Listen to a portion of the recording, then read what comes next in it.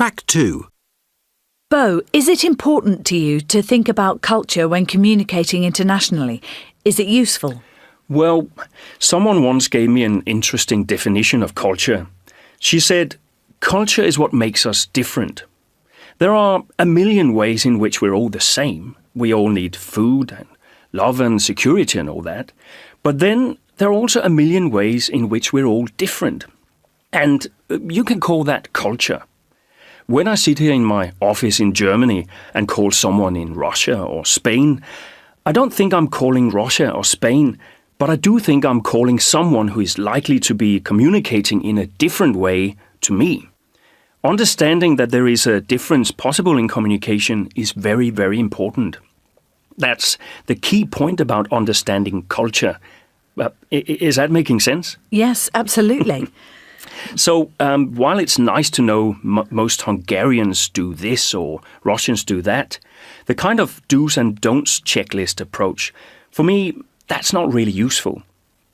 The main thing is to understand that people are different, and that when you say something and the other person doesn't say anything back, that may not mean the same for them that it means for me. It could be they don't understand, maybe they're being polite, maybe they disagree.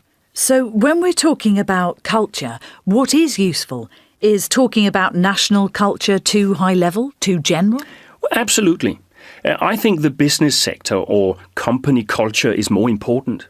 I work in a retail culture, selling electronic goods. Retail is fast. There's an orientation towards opportunity, not risk. People are action-oriented. We'll just do it and see what happens. That's an attitude you find very often in our company. But even company culture is complex. There's gender culture, departmental culture.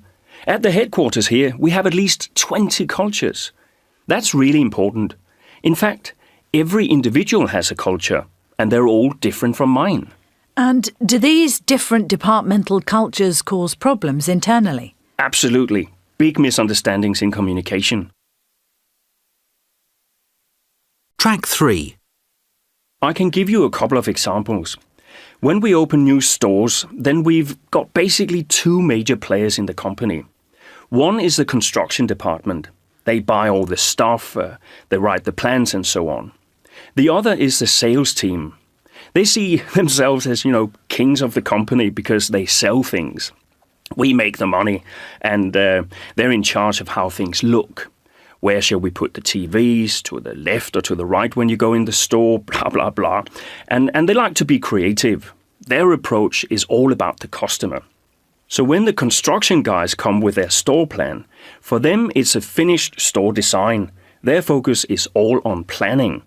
But the sales team take it more as a kind of a suggestion, They love ideas, and they have no problem 2 or 3 weeks before the store is meant to open in saying, we want to move the entrance. We need it here, not there.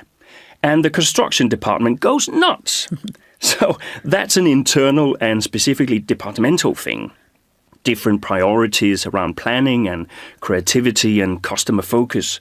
And at the end of the day, this can cause delays and cost the company money. Do other departments have similar problems? Well, we also have a problem with IT. On the IT side of our company, they go into way too much technical detail, 50 slides in a presentation and all that. And then, on the other hand, you have the business side, where there's a real lack of understanding of how things work, how things are connected. They just make a decision and they don't know what that means in terms of putting it into life with IT systems, the costs, the problems. They just need to get more realistic. So this is all about focus on systems and making things work versus focus on, making money. Is there a solution to all this? Well, we created jobs to deal with this problem. I was talking to this guy recently, and I asked him what his job is, and he said he's a translator. I said, what do you mean, a translator? And he said, I translate between IT and business. And I said, okay. And he said, these two parts of the business just don't connect. They need me to be an interpreter so they can work together. I think in a way this is a solution. What we all need to do is first understand and describe our own culture and describe and understand the cultures of others. Then we can begin, as this guy said, to translate, and then it's possible to start to communicate across cultures. Track 4. How important is it to handle first meetings well? Very important, and breaking the ice can be more difficult due to language differences, cultural unfamiliarity and so on. But when we have to work with people across the globe we don't see very often, it becomes critical to manage that first moment positively, to get the relationship going. In terms of cultural differences in first meetings, what have you experienced? Well, being British, I do a little small talk about the weather, how I travel to the place, some of the challenges I faced on the way, and a touch of humour, but quite quickly getting down to business because I don't want to take up too much of the time of the individual I'm talking to.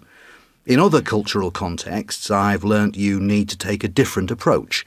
For example, working in the Arab world, I think the concept of small talk is less relevant because those opening social moments are critical in a relationship-orientated culture. And showing respect for the local culture, saying positive things about what you've seen, what you know, why you appreciate where you are, showing and receiving hospitality. There's a slower transition into business, more exchange on a personal level before getting down to the task, and that builds trust. All this can be seen as slow and time-wasting in a UK context. What kinds of positive things do you say? I think when I go to China, I often find myself asking where someone comes from, because I know quite a lot about China, and it's an opportunity to show a kind of interest which I have for the country, and a sensitivity to that person's roots. So I would say something like, "Oh, you come from Shanghai. I've been there a couple of times, and I love it there." This creates a positive impression. And it's true, I do love it there. Does asking open questions generally work across all cultures to stimulate conversation? I think it definitely does. The open questions beginning with what and how open people up, give you an opportunity to listen to people speak, understand their interests. So questions are very important as a way to create common ground. Is this one of the secrets of success, creating common ground? I think so. You can ask an open question, listen to the response, and then connect your experiences. You have the potential to build common ground also at an emotional level in terms of going through some common challenges. However, you can also ask closed questions to show interest in something around you. Track 5. So can I say hello? I'm John from the New York office and just over for a couple of days to meet some guys here. I'm let loose on the office to say hello to people. So, hi. I think you're gonna be at the meeting later? Good morning. My name is Pavel. Yes, I'll come to the kickoff. Okay, cool. So, what do you do here? I work on the accounts for a major customer. I have a small team here of 5 people. It's a good team, very good. Okay, good. You been here long? 5 years? Ah, good. Long time. Yes, I've been in New York now for, wow, must be around 6 years. So, similar timing. So, you from round here? You live nearby? Yes, nearby, you can say. Family? Kids? No, sorry, but... Okay.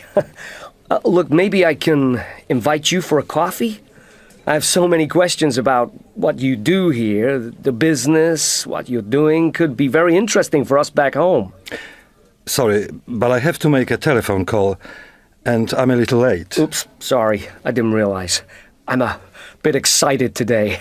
Look, I'll let you go and make that call. Hopefully we can catch up a little later after the kickoff meeting. Yes, maybe. Track 6. So, I think it was a good meeting. I think we made good progress. For me, the main question is if we can get the budget to run the project properly. The big problem in the company's resources. Yes, I guess. I heard quite a few people say that. Hey, this is good. Yours good? Yes. And the other big question from today is the deadline. I think it's possible. but it will be very difficult to achieve. Yeah, agreed. Still, we got tomorrow to focus on these things again, I guess. Long meeting, so it's good to relax. Yes, but I think tomorrow will be a challenge. The project sponsor is coming, and he will give some strong messages to the team. You know him? Who, sorry? The project sponsor, Dr. Kuhn. No, don't think I do. Yes, well, he has a long experience in the company. He joined over 10 years ago, worked in India for the company for some time. India, now that's a great place to travel to. Yes. And then, after India, he took over the operation in Eastern Germany, which was very successful. So he has an excellent reputation. Good, I'm sure he's a good guy. Is he easygoing? Good to get along with? Sorry? This guy, Kern. Dr. Kern, whatever. Good team player? Easy to get along with? Friendly? I don't know. He has a lot of experience and a good vision, but strong. I worked with him before in another project when I was with... Track 7. So, Jose, can you tell me a little bit about the presentation in Moscow? It didn't go so well, I understand. No. For me, the objective was very clear. I was representing my Spanish bank, of course. We had just taken over the Russian local bank. I was there to say hello to the local senior management and welcome them to a new international future as part of a bigger and more international operation. This was meant to be a positive step. OK. And what happened? Well, it went wrong. I was a bit nervous about how they would react because I knew they weren't all happy about the takeover. I could sort of see during the presentation that it wasn't going very well. There was no smiling or positive feedback from the audience, and no questions at the end. I was a bit confused because here I was offering a great new future and no one looked happy. Track 8. So, what was the problem? Well, I think I gave them a confusing message. It was my fault.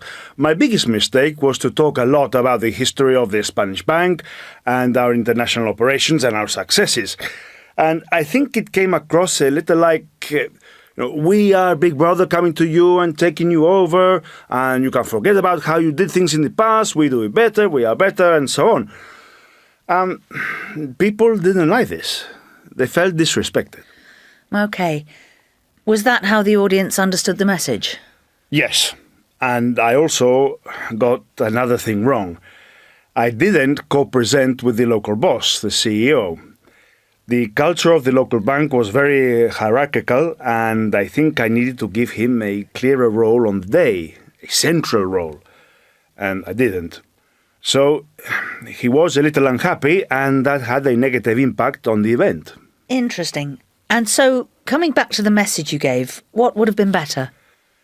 I think my biggest mistake was that I didn't talk about the successes of the Russian bank, the successes of the local boss, and that we Spanish could learn from their experience. The message was too all about us and not about them. Not very sensitive. Is this a general mistake people make internationally, you think? Oh, absolutely. I think this was more an international problem than an intercultural problem.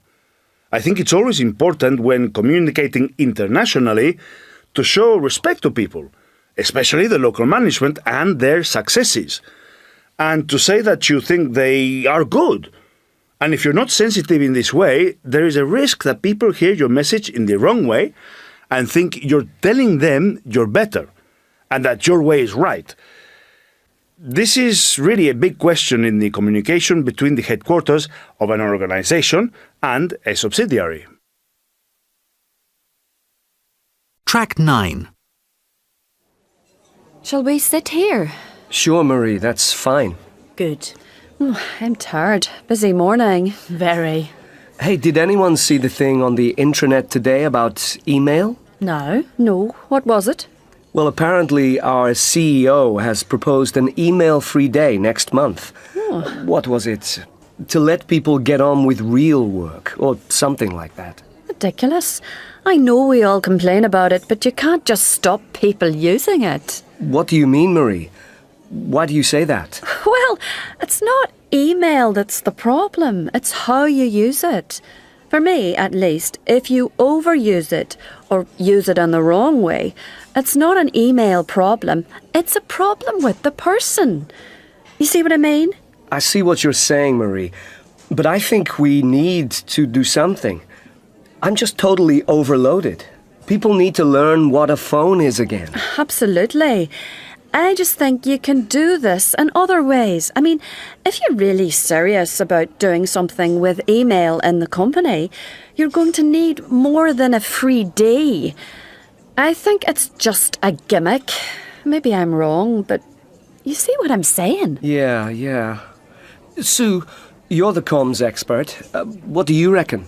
I'm staying well out of this. No, what do you think? Well, I think the free day is a good idea.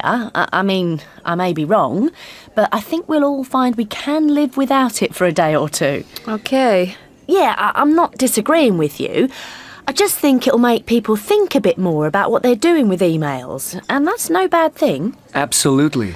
Yeah, this is from Mr. Email himself. I think I've had about 10 from you this morning already.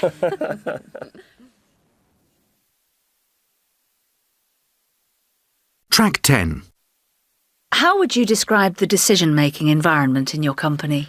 I think our company decision-making style is kind of slow and relatively careful, but we know we need to accelerate our decision-making in order to compete worldwide. In what way? Well, the automotive industry, one of the major industries in Japan, has a faster decision-making culture than we have now. It has fast processes for putting products onto the worldwide market, and this is a big influence on us. So now it's a competitive advantage to have a fast decision-making culture.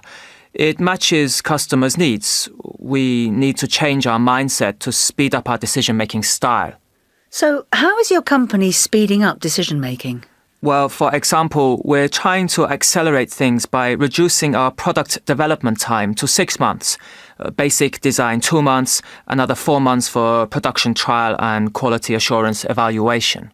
What is it at the moment? Almost a year. So it's a hard target, which creates a lot of pressure for people. And we are also cutting the number of management levels needed to approve decisions. Is this approval process slowing down decision-making? Well, decision-making here is a bottom-up process with working staff creating ideas, and then we have this approval process with many management levels with checking and checking, so this is time-consuming. Is this a Japanese decision-making style? Yes, I think this is a Japanese decision-making style which takes more time to consider which direction we need to take. But there's also a question of teamwork. Because every project is constructed by many company departments, design, purchasing, finance, and so on, we need to work with a consensus style, working together. In fact, all production industry has a project team culture, automotive, chemicals, all work in these project teams, so we can't step forward based just on our own individual judgments and ideas. We have to work together and get a collective decision, and this takes more time. That can be frustrating for some people. Can I ask about the problem of distance? I know that telephone meetings are common now as a way to deal with the problem of distance, people in different places.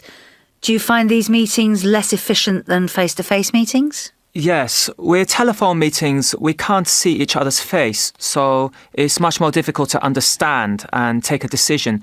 The way to exchange opinions is less efficient. Face-to-face meetings are easier. You can see how the counterpart is feeling and what they are thinking. In fact, in a face-to-face meeting, it's easier to have a conclusion, to take a decision. With a virtual meeting, it's harder to get to a decision, and maybe you need one more meeting because you don't have enough time to get consensus with the agenda, and you have to plan for that when working in the project. Do you have any tricks to manage this challenge? I think frequent communication before meetings is very helpful to get to a decision in a meeting faster. I talk regularly to all worldwide staff to build understanding of differences and of personalities and points of view just to get to know the person. The distance is real, but this gets you closer emotionally. What kind of decision maker are you? Individually, I'm fast. I don't like taking so much time to conclude things, so I'm always thinking about how to accelerate things, to get things done and move on to the next item, because there are so many things we have to do now. The next thing to do is always waiting just around the corner. Track 11. OK, shall we get started? I think to begin our meeting today, as I've discussed with some of you by phone, I'd just like to take a minute or so to clarify one or two things. Firstly, what we're trying to achieve, what decision we want to take, and secondly, agree how we want to take it. I mean, the reason I say this, I think we all agree that we had a bit of a misunderstanding at the last meeting, which wasted quite a lot of time. As I said, I've talked to a few of you on the phone about this. So what we're looking to take away today is a couple of decisions. I put this on the flip chart. That's a final decision on the product design so that we don't spend any more time on development. And also a decision on the final launch date so that we can begin thinking about the sales side of things. And for that, you need to hear from me what we really need, and I need to hear what's realistic from your side and balance things up. In terms of process, I don't really want to go into a big discussion again about the design concept again. No, exactly. We don't have a massive amount of time, and, we've already discussed this a lot in the past. I think it would be useful for you if I simply list what I like and don't like, and then it's easier for you to tell me where you can produce some quick fixes. OK? How does that sound from the design side? Yeah, firstly, thanks for that. Yeah, I'm happy with that. I understand what you're saying. I think we can get to a decision today, but I agree we may need to slow down a little bit, just to be sure. You need to be sure it's the right decision. As I keep saying, once the design is finalised and we hand over to prototype production, it's very difficult to go back to the design phase again. Very expensive. So I would just say don't get stressed if I push back a few times with questions. I'm not being negative here. I just want you to be sure that you take the right decision, a decision which you can really go forward with. OK, that's good. So we agree we should be able to decide on product design. And maybe we should have 30 minutes with a strong question and answer session where you can push a little just to check I'm not missing anything, that I really know what I'm doing. Yeah, that's good. OK, so to start, you wanted to do a quick review of where we stood with things and give some feedback on it. Track 12. 1. What I find difficult to handle is people who say very little, people who are quiet. I mean, I know there are different reasons for this. It could be they're not great with English, maybe it's a confidence thing, they're nervous in groups. And I know there are some cultures where silence is a kind of respect, but I need to have opinions to solve problems. So to get people to speak, I basically have to ask. Sometimes I ask open questions like, what does everyone think? But that might not work. Usually nobody wants to speak out first.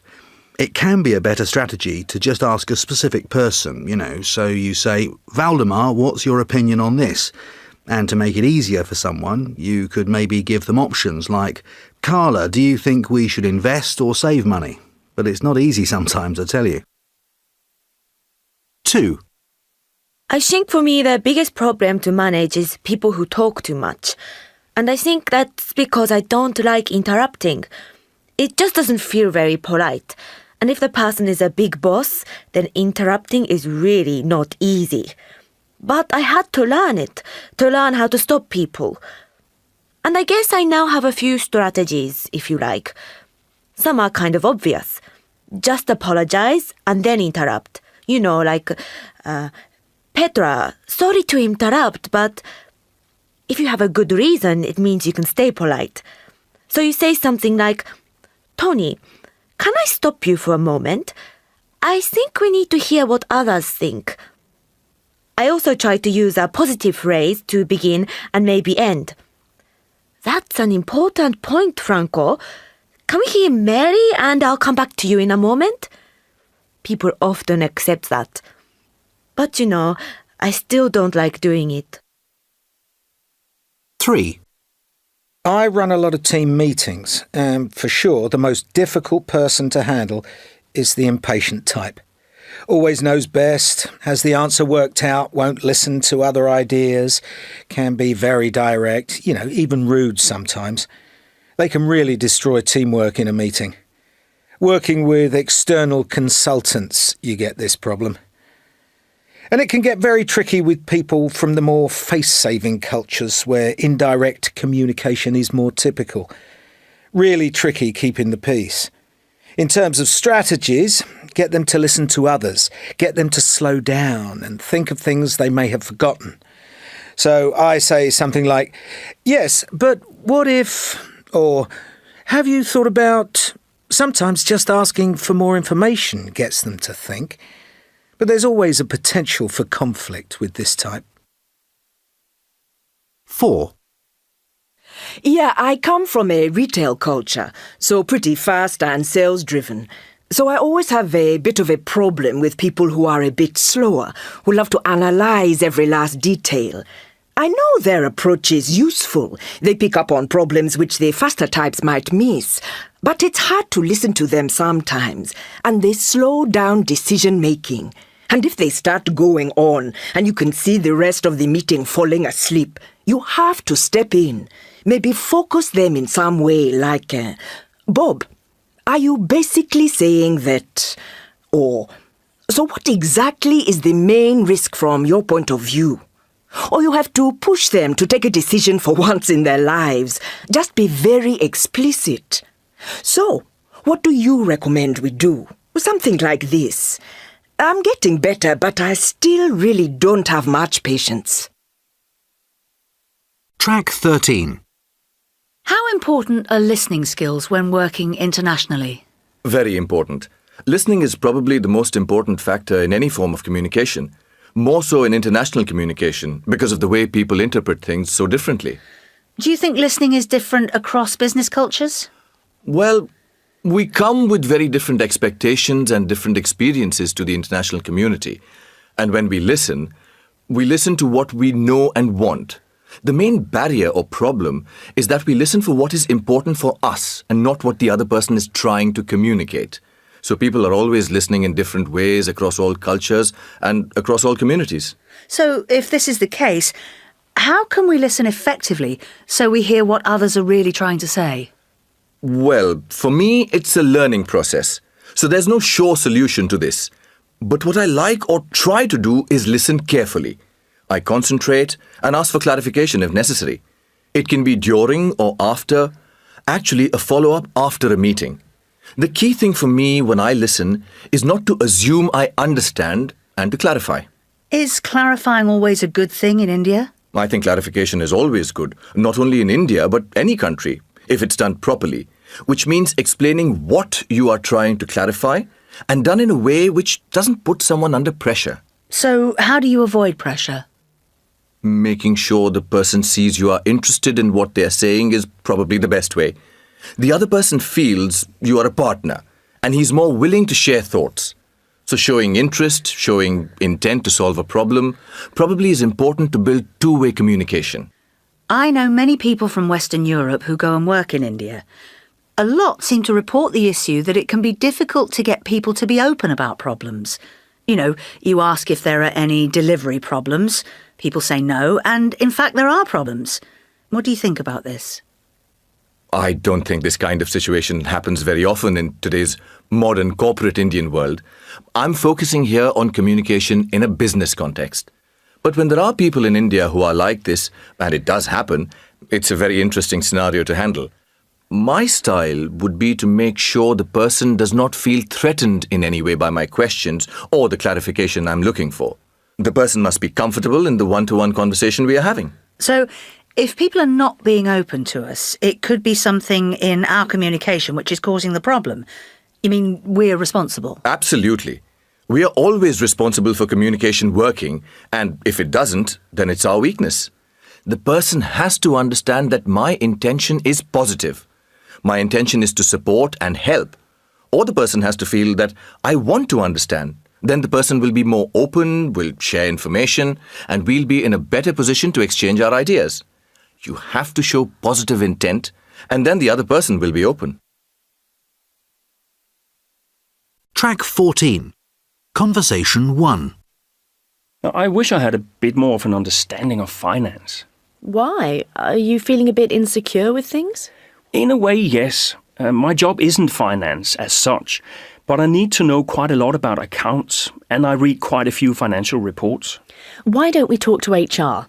Maybe there's a finance course, for non-finance people they can offer. Yeah, maybe I should. I've been half thinking of that myself. So, who do you reckon would be the right person to talk to about? Conversation 2. Oh, have you seen this email I got from Hame? No? What does it say? Well, it's not so much what it says, it's just copied into his manager again. It really winds me up, constantly escalating things to management. Why not just pick up the phone and talk to me? You prefer to sort things out one-to-one? Absolutely, don't you? Well, it depends. Sometimes escalation can speed things up.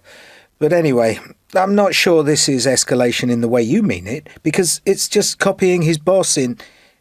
To me, that's not, Conversation 3. I'd really like to offer you more support. Good. What's your experience of software development? Yeah, I did quite a bit of that in my last job. Not done so much recently, but it's not part of the job at the moment. Are you missing that? Yeah, I am. Development is a creative thing and I really miss it. The job now is very much maintenance and dealing with angry customers. Not my idea of fun. Track 15. So what advice would you give to someone presenting across cultures from your experience in the Middle East and Japan? The most important thing for me is to try as much as possible to make the presentation as collaborative as possible with colleagues and external clients. So we spend a bit of time, for example, talking to clients in Japan and getting their first impressions, even just making sure from a language point of view that they understand the points you want to make. Working with others is really important to make the presentation more understandable for them. So in the presentation, there are very few surprises. It's typical to let people look at the presentation beforehand. It's what I said before, so there are no surprises. And that's a personal challenge for me. I like to go away and write things privately. Are there differences in the business environments too which can cause an issue? Yes. You have people like us from our markets trying to give ideas to very different markets, which may not work in this part of the world. So you have to be much more collaborative to make sure what you say really makes sense for the particular environment. So basically, you need to customize your message and style to the different needs and perspectives of different audiences. That's probably a universal, though. What else in terms of advice? Well, I guess, and this is another universal rule, internationally you need to simplify everything. One word or one sentence slides with occasional tables. To be structured, logical and keep a focus on main points. In presenting internationally, you find everything is much shorter, obviously. Less detail, sometimes more of a focus on entertainment rather than actual content. But seriously, you have to find ways to engage people. Is this different to the UK? Yes. Heavy, long presentations don't go very well here. And that's different to the UK, where heavy and long presentations are necessary to convince the client that you know what you're talking about. In the Middle East, the real business is done around the presentation, not in it. When you look back at yourself entering the Arab world, did you make many mistakes or did you adapt quickly? Well, if you can relax a little bit, you fit in quickly. And I'm quite relaxed, so I was okay. If you have this is how we do it back home attitude, then you're almost guaranteed to fail. In another ad agency I know, the creative director has just been fired. He lasted about 3 months. I'm sure he's excellent at what he does, but he came through too strong. This is how we need to do things. This is not professional enough. We need to change. And they fired him. So the message is? Adapt to the local context or you'll fail. Track 16. A. This afternoon, I'd like to look again at the new designs for the global brand. Now, I understand that there are significant problems with our first proposal in relation to your local market, which you feel are important. So I want to focus exclusively on these concerns today, particularly around the choice of colours, and show you some solutions which I think you will find very acceptable. B. Now, as HR professionals, I can appreciate that one of your main concerns is to manage training effectively. What I want to do today is to help you to use the new training portal we plan to implement. Now, I'm not planning to go into great technical detail today because I know that you are mainly interested in how the new system can help you manage training more effectively in the company. For this reason, I'll concentrate on explaining the main 3 advantages for you of the new system. C. Now, I know that the changes to the organisation are complex, and I sense that things are a little unclear for many of you. So, to help clarify things for you, what I want to do is split the talk into 2 parts. Firstly, I'll run over the main reasons for change, just to enable you to understand things a little better. Then, as I know you'd really need to have some more information about how these changes are going to affect you on a daily basis, I want to spend some time looking at the new central database, where you'll have to log customer inquiries in the future. Track 17. So, I think I'll stop there for a second, as there may be a few questions. Yes, Omar. Yeah, you mentioned that we'll need to go back to potential customers again with these new ideas on design. Isn't that going to slow things down a lot? It could be a time problem. Yes, well, it's a good question. I think if we decide to tackle this today and I get things moving quickly, any delay should be pretty minimal. And secondly, to be honest, I don't think we have any choice.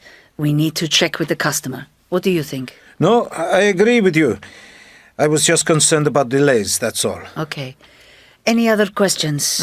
Derek, yes. Why didn't you plan for this in the first schedule? Isn't it poor planning? Sorry, what do you mean by poor planning? We should have discussed having this consultation phase earlier. Oh, I see. Well, I don't agree. We did discuss this in the first planning meeting, and it was agreed not to buffer in extra time.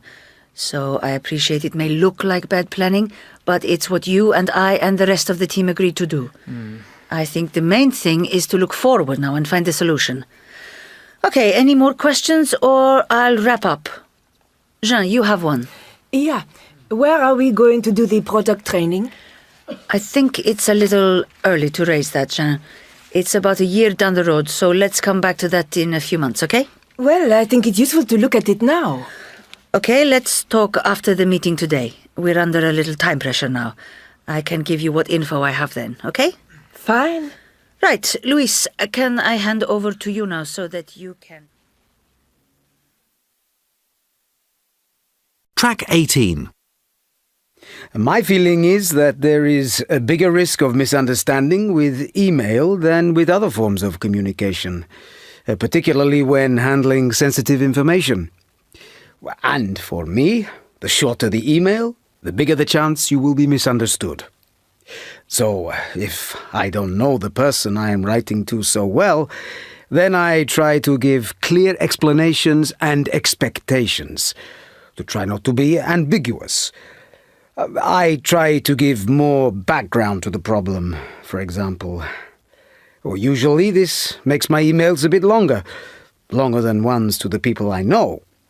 This is a general rule that I follow across all cultures. If the email channel is not working, for some reason or other, then I phone. And when I get an email which irritates me, I leave it and don't respond immediately. Then read it again later and maybe think there is misunderstanding from my side. And that stops me replying too quickly. Track 19. So, what's your experience of negotiating across cultures? Well, one of my most interesting experiences was being in a project to negotiate the outsourcing of our IT functions to a major American IT company. So, an outsourcing negotiation. What were your experiences? What was most challenging? I think, for me, just having to explain what you do to another company. The way we do things is very different, and we had to explain that to the external outsourcing partner, and it was really hard for them to understand. And what was the biggest difference in negotiating style? Well, they were just extremely detailed, much more detailed. They didn't want to sign up for anything unless they understood every detail. And that was a big challenge. We're not a big documentation and process company, so we had to create all of that to carry into the negotiation, which really slowed it down. Did that damage the atmosphere? This mismatch of expectations about detail? Yes, because we felt they were too detailed. Did they explain this? Their approach to you at the beginning of the negotiation? No, they didn't really warn us before, and I didn't realize. What else was challenging? Well, they were just very conservative. They didn't want to take any risks. One example. We wanted to set them a target, a goal. This is what we expected.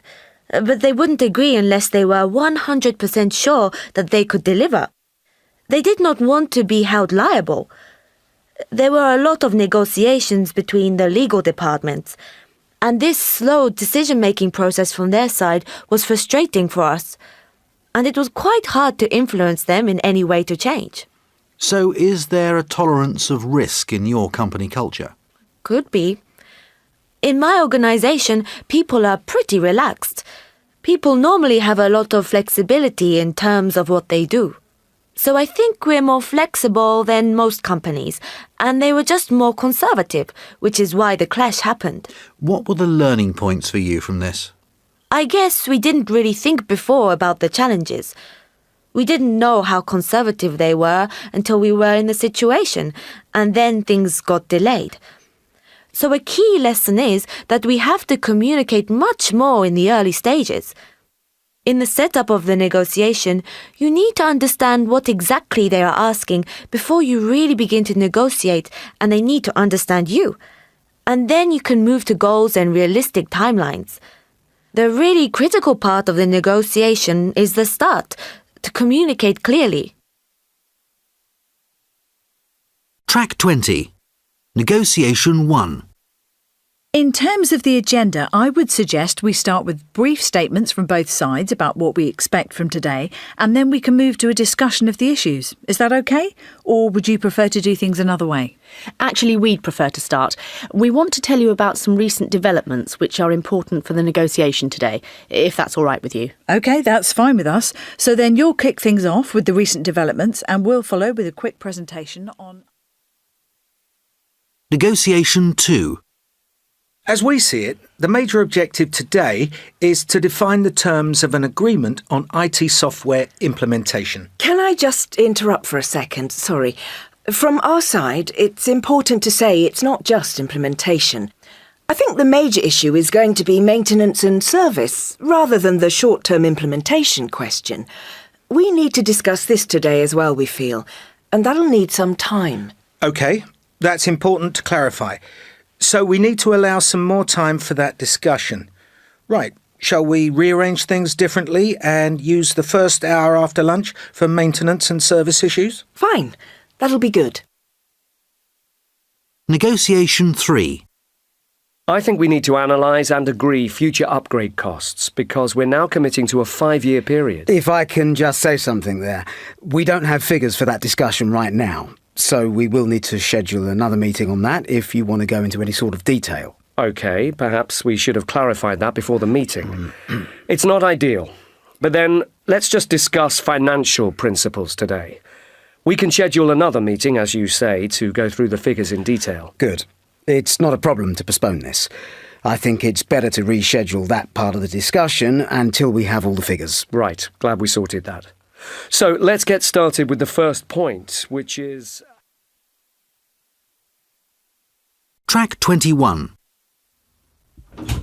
Nelvi, sorry to bother you. Do you have a moment? Yes, of course. Come in. How can I help? I just wanted a word about Paul. Yes. Is there a problem?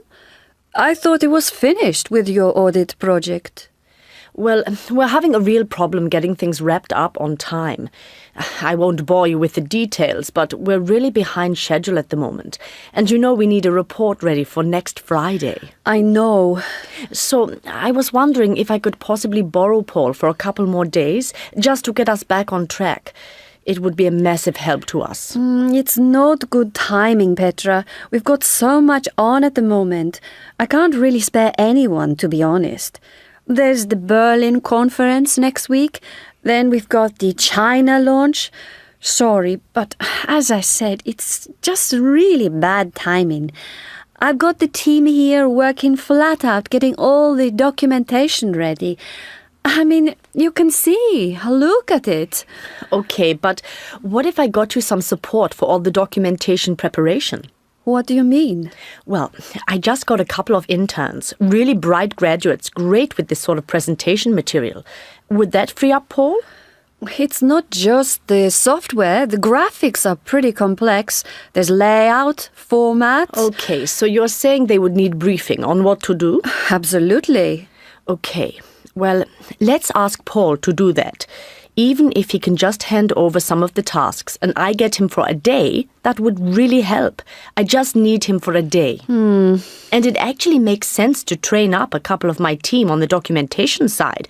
It'll really help you out next time round, when you're really busy. Yeah, maybe. I think it really makes sense. Then we can share resources on a more regular basis. We both have these peaks all the time, so why not pool resources a bit more? Look, okay, if you can give me cover, good cover for the documentation preparation. Absolutely. Okay, and we train up these people? Maybe I can use them again.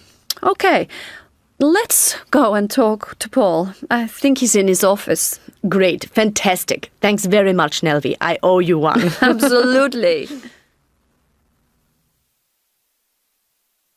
Track 22. 1.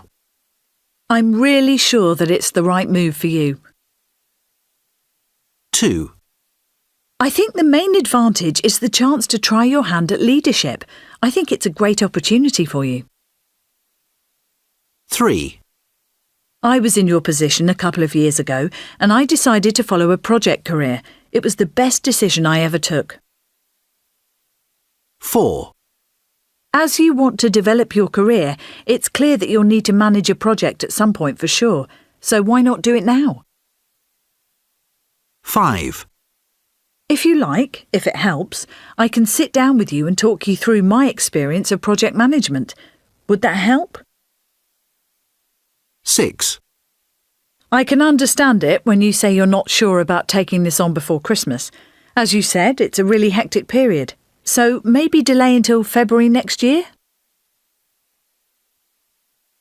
Track 23. Danny, you deal with managers across all functions in human resources and sometimes have to deal with conflict. What does conflict mean to you? For me, anyhow, conflict is when something gets me angry and I don't really know what to do.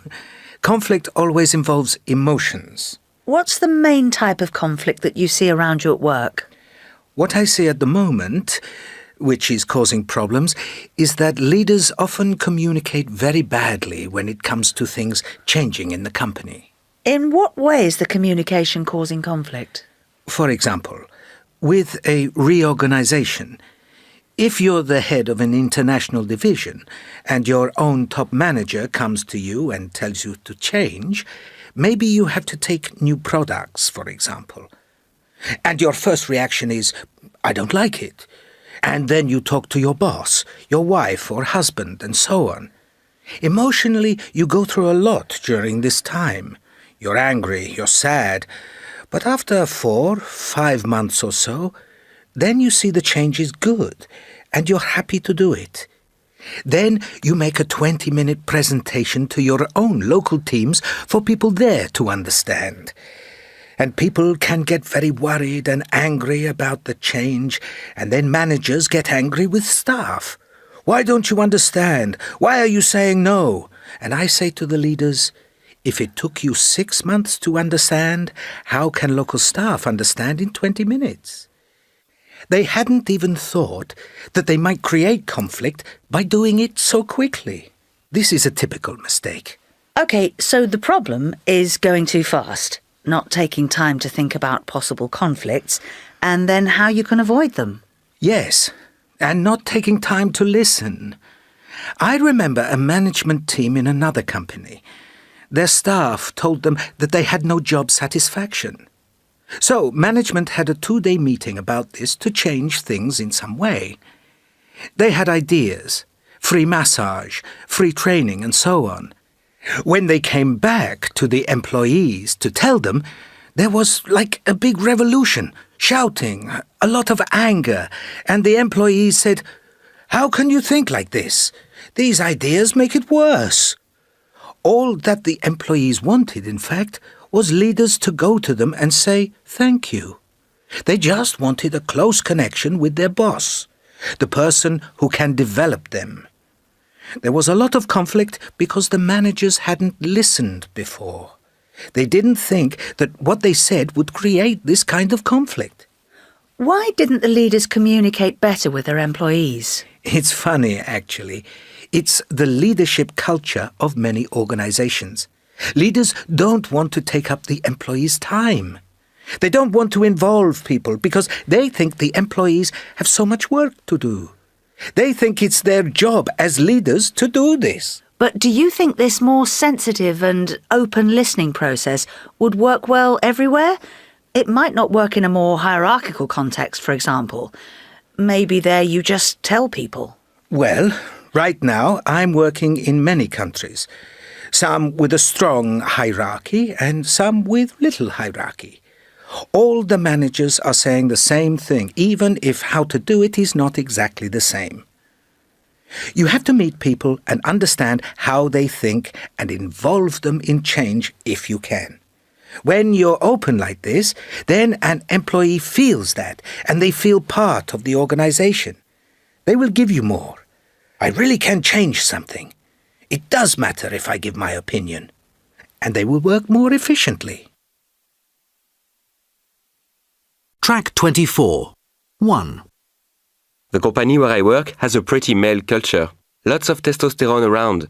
This means there is a lot of aggression around the place and, to be honest, the best way to handle conflict is to be aggressive back to people if they're aggressive to you. It's the only language which people understand sometimes. 2. This organisation has one strong value, and that is respect. So if conflicts do arise, people are pretty quick to sit down and start talking and listening to each other.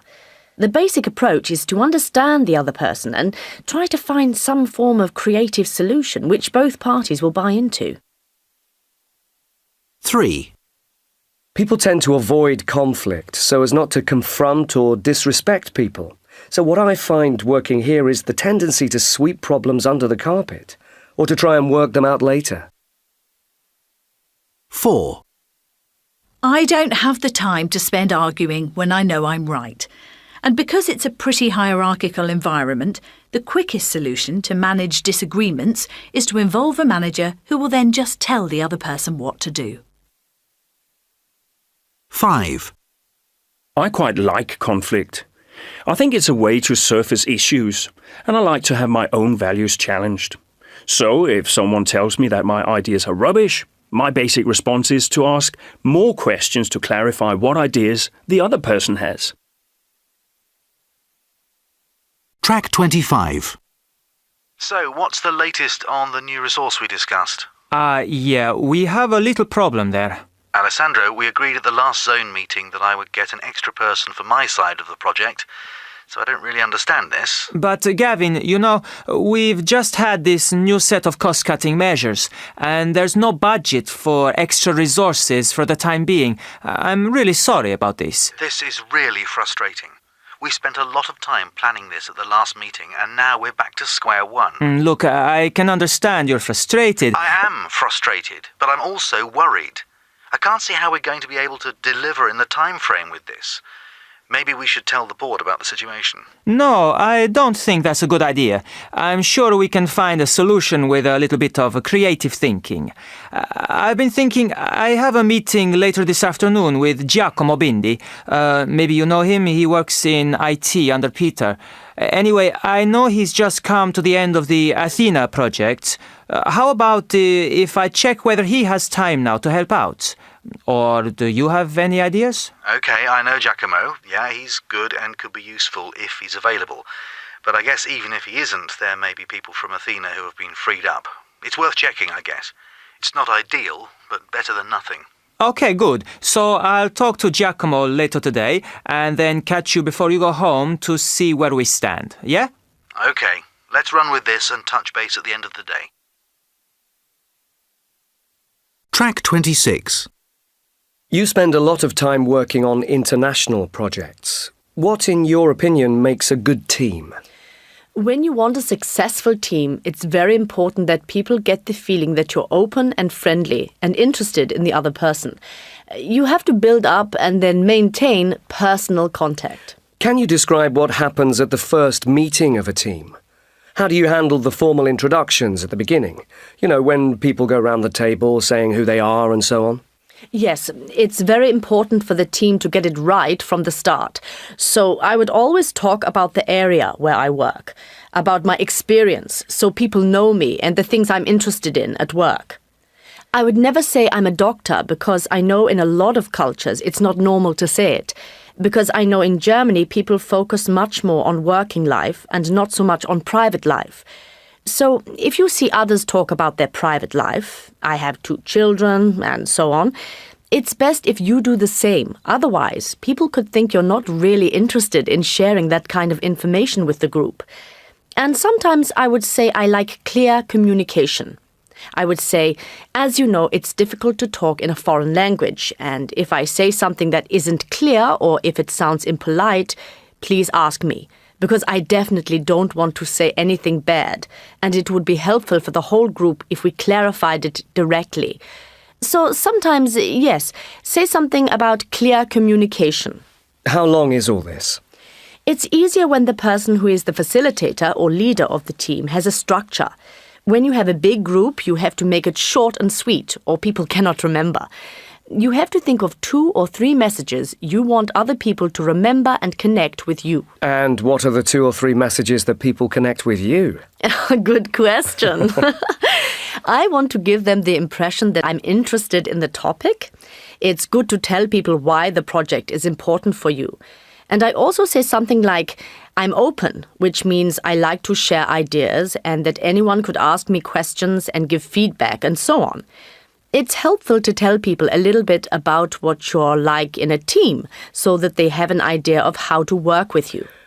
After the kick-off, when you have all this positive motivation, how do you keep it alive through the project when people begin to do the real work? Networking is the answer. I think it's very important that you as a team member are very active and that you get in contact with them. Send them an email, phone them every week or 2 and say, at the moment I'm working on this. What's your status? What could we do together? To ask people how they feel. And I often make networking calls in the evening, not during my working time. Do you think people do that enough in your experience? No. And the reason is pressure. Sometimes when I'm under pressure, I also forget to do it. In my last project, I was so focused on the task and on deadlines and lack of resources that I didn't make time to have these long conversations. But this isn't right. People focus too much on the task and the methodology. They think if they have more information, then they'll run things better. Sometimes it's better just to have a commitment from another person from another country, and that's enough. Track 27. 1. I'm Jaume from Madrid, so what can I say? Well, I suppose I should start by saying I like working with colleagues from different countries. I think I'm very easy to get along with. What really gives me a buzz is all the ideas you get in a good team. I really like that creative side of things. I'm not a great believer in structure and deadlines, by the way, so push me if you need to on that front, okay? Yeah, and more specifically, I believe in this project. I think it will really help our work in Barcelona, and also it will help the company generally. 2. My name is Angel, and I'm from Bulgaria. I'm head of IT there. For me and my colleagues in Bulgaria, we are very committed to this project. It's very important to help us grow our market faster. Why do I like working in international teams? Well, I'm very results-oriented, very single-minded sometimes, which can come across as a bit critical to some, but I get a real kick out of working in teams, because I think that teams reach better results than individuals working alone. 3. My name is Peter Chu from Malaysia. I'm very happy to represent my country in this part of the project. It's my third international project, and I know that they can be very hard work, very hard. But I always learn a lot when I'm in this kind of team, and that's a big motivator for me. I just love learning new stuff. Track 28. There was a problem with one British project leader who was too polite when he gave feedback. It wasn't clear to the non-native speakers what he wanted to say. He would say something nice and sweet, but in fact it was a last warning. I think that a leader has to be more clear and direct when giving feedback. If he only says things in a nice way, it's not clear that something has to change. For example, when you say to someone who is not a native speaker, "I wonder if it is possible for you to do it in a different way next time," it sounds too nice and maybe people won't change anything. If you say, "I'm not happy and I would like us to agree that if we have the same situation again, I expect this and this and this," it's clearer what you expect in the future, in a neutral voice, not aggressively. That's why it's easier to understand Americans or Australians.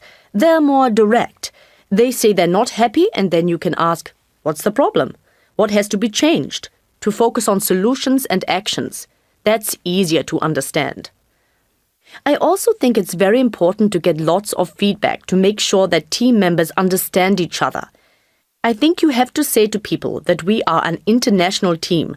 Not everyone is a native speaker. And I would also say, if I say something which sounds strange, please give me this feedback. It could be a mistake because of the foreign language and nothing to do with me or my opinion. I would encourage people to give me feedback or ask. Track 29. Jean-Claude, just one final thing. As I said, I think the meeting went well this morning and the outcomes were excellent. The preparation on your side was great, so thank you. I just wanted to talk a little with you about your role, particularly your participation during the meeting. Okay. It's just that you were very quiet. You didn't say very much in the actual meeting or during dinner later. I see. Well, I think it's important to think about this because, well, for different reasons. It makes it a little unclear what you're thinking, especially to our customers. Maybe you agree? I could see some of them were a little unsure at times whether you were on board. And another thing is that it means your colleagues have to do more. Ask more questions, keep people happy. I think it's no problem with people you know. But to be fair, you need to share the effort during these kinds of meetings and events. Okay. I didn't see the problem. I am not a big talker, as you know. I see. You heard what I said about customers and colleagues? Yes, I heard. Okay, maybe I need to say, "I agree," or "That's a good idea" more often during the meeting. Is that better? I think the question is really how we handle our customers together as a team. It's very important to be clear. Okay, I agree. I'll try to say more, to give clearer messages. Good. And also during dinner, helping colleagues. It's hard to speak English all day. What could you do differently? I'm not sure. Blah, blah, blah. It's not my style. I'm an analyst. And my English? But I see, I have to help. Okay, I'll try to talk more. And you may have to remind me again, but I am open to feedback. I want to help the team, you know. Sure, good. I know that. So we can talk again after the next meeting. And you know, if it's a question of using English, then maybe training could be something we discuss later when we review. Track 30. Paul, could we have a quick word about the meeting this afternoon? Of course. What you said had a lot of truth in it, but I could see a few people felt uncomfortable. It was a little too direct for them. What do you feel yourself? Yes, you're right. I'm sorry about that. I just lost my temper. OK. So what do you think you could do differently next time? Count to 10 before saying anything. Sounds like a good idea. Anything else? I think I'm going too fast and not listening to the others. So, more questions? Yes, asking more would definitely help, I think. Good. And if that doesn't work, I'll put you down for the anger management training course. Yeah, anyway, thanks for your time. I think it was good to talk it through. Yes, thanks for that.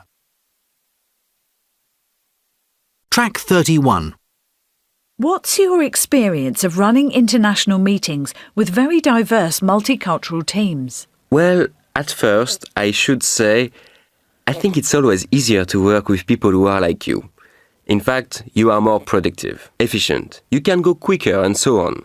But there is a big issue, and this is innovation or creativity. And in my experience, when I work with international teams, it's true that at the beginning, when we have meetings, it's very difficult. We have to find the way, we have to find how to communicate all together. And there is a time where we are less productive and less efficient. But in the longer term, after 5 weeks, 2 months working together, the meetings are much more creative. I have no figures, but the number of ideas, the innovation, the productivity in our meetings is really fantastic. And this is the great advantage of having diverse cultures in the meetings. So, how do you get these creative results in the meetings? What's the secret of managing the diversity in meetings? The first tip. You have to adapt how you lead the meeting. If you lead the meeting, you have to balance the intercultural differences to help people work together.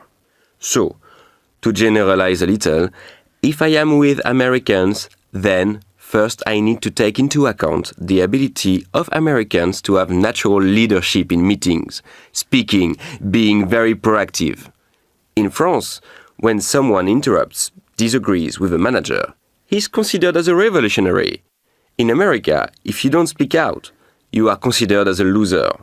Then, if I take the case of having someone Chinese and an American in the same team, I have to manage the American, make him hold back, and give the stage to the Chinese person who's more modest. If I have to manage a French and an American, very opposite cultures, I have to encourage French people to break the rules towards the hierarchy, to speak out, etc., etc. I have to bring people together somehow. But there is no single way of doing this. You have to adapt. But in the end, you want to encourage people to engage with the ideas of other people. You know, when you're in the meeting and people are coming up with points to say. For example, for John from the US to say, Paolo, as an Italian, what do you think of this? To get the creative benefit of diversity, the different mindsets. Yes, exactly. So first you have to coach, build awareness of other people. Then, most importantly, to manage meetings, you need to encourage different points of view, build collaboration, listen to each other, work with each other's ideas so you can take the best. I needed a lot of training. It really takes a lot of time before this behavior and these attitudes develop. Are there difficult people who don't accept these ideas?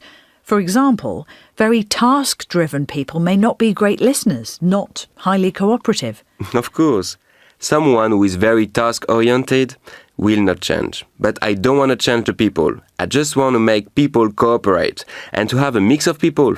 For me, it's very important to have task-oriented people in the team and someone who is more people-oriented. As I said, it's how to get people to really listen to each other and be creative with each other in meetings. So sometimes, it's very important to step in and to help people to connect, to get to a synergy effect.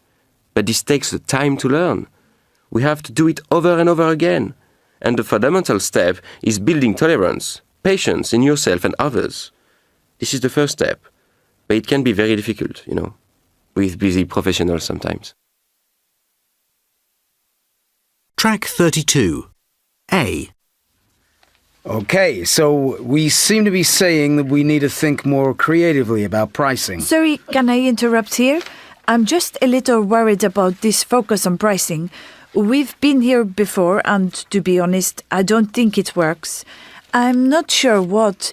Maybe get more expensive, more exclusive. I don't know. Can we think a little bit about more alternative approaches? B. I think we need to look to new markets to find customers for the quiet months. Yeah, and maybe we need new channels. Maybe we need to work through agents and not just sell direct. Okay, interesting. Can we put these ideas together in some way? C. So, what do people think? Any ideas? Okay, John, maybe I can start with you. I know you have a lot of good ideas on this because we discussed it over coffee this morning. What do you think we could do? D. Can I just say something? I really liked what Paul said about using agents more intensively. I think there's something in that idea. And Julia, you talked about new partnerships. I'm just thinking, using these two ideas, maybe we should think about creating joint ventures with agents, actually doing business with them, not just through them, as real business partners. E. So the proposal is to spend a bit more on advertising. I disagree. We need to control costs at the beginning of the year, not spend on... Okay, sorry to interrupt. Before we disagree too quickly, and you may be right, can we just look at the possible advantages? F. Okay, Anne-Marie, so for you it's a question of more creative pricing, yes? Yes, I think if we offer a good discount in the quiet months, it might pull a few more customers in. Okay. Gerald, what do you think about Anne-Marie's idea? Discounts in the quiet months? Track 33.